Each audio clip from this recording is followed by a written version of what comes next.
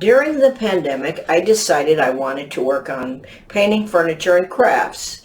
Now, I live in Michigan, so it was too cold to work outside. I have a garage, but it's not heated.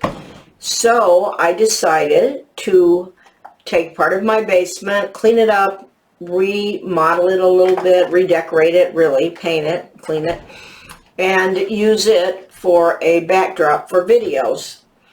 And this is the backdrop that I chose, which is a shelf, and I'm putting decorations on it.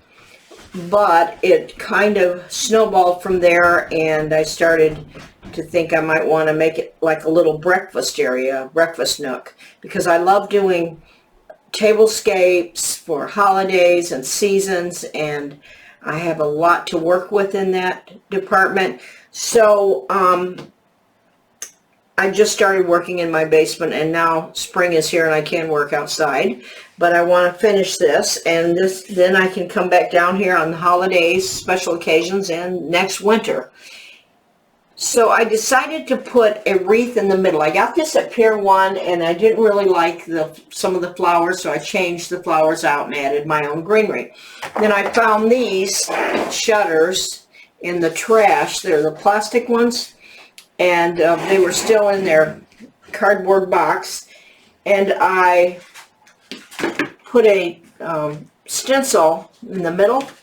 I don't know if you've ever used these Prima Stencils, but they adhere to whatever you're working with, so that's why you're able to use them on shutters.